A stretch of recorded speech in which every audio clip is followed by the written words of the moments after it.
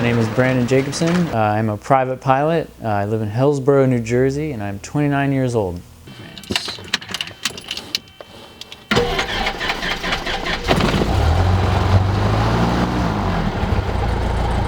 I've been flying small airplanes for a bit more than a year now. I started in August of 2013, and I got my license 6.5 months ago. I have just over 100 hours of total flight time. I try to get out whenever I can, whenever I have free time. It's usually on the weekends because I have a full-time job. The process of becoming a pilot is scary for some, but it's not so bad. Generally, the exam is between 2 and 5 hours long. There's about a 2-hour ground portion where you get drilled with questions, and then there's an 1.5-hour flight portion, give or take.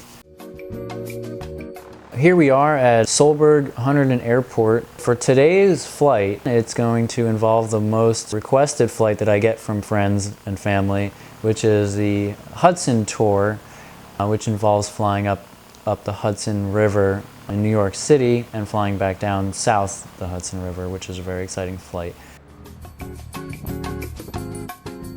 For the departure out of Solberg Airport, we'll be using runway 4. There's a little bit of wind today. They're saying 10 knots, gusting to 19 knots, which is pretty significant, but it's well within my comfort zone. So the takeoff roll is pretty normal, and then you'll see the plane kind of yaw a little bit once we get in the air, which is completely normal.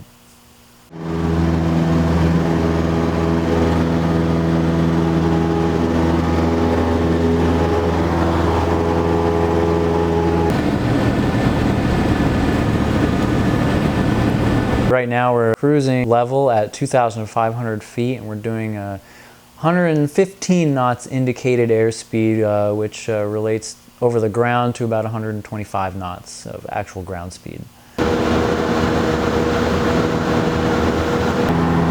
Now we're approaching the Verrazano Bridge. We're about a mile away, and Newark Tower has given me clearance to enter the airspace. And they're going to be looking over my shoulder and making sure that, you know, everything is safe for me, as well as I should be doing by looking out the windows. So right now we're cruising at 1,500 feet, which is what I requested. It gives you a great view of the city. Off the right side of the airplane, the Empire State Building, Madison Square Garden, maybe Times Square. You may recognize some other landmarks that are down there. And we are tracking northbound to the George Washington Bridge.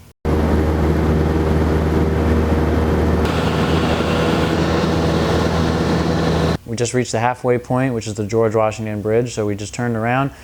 We're heading southbound, just repeating the track we just came up. The difference here is we're going to get to the Statue of Liberty, make a turn to the west. Newark Tower has given me approval to fly over the airport, so you get to see the airport up close. Shortly after crossing over Newark Airport, we're clear of their airspace, and there's a shot of Kean University with a lot of new glass shiny buildings there.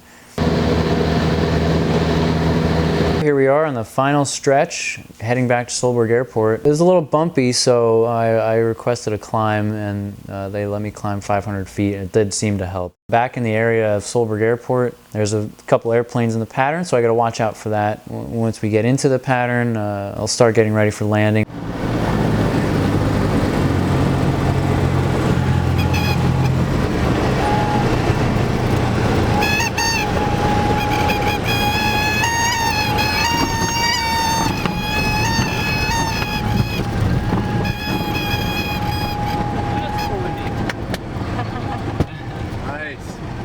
All in all, it was a very successful flight, and I'm always looking forward to the next one.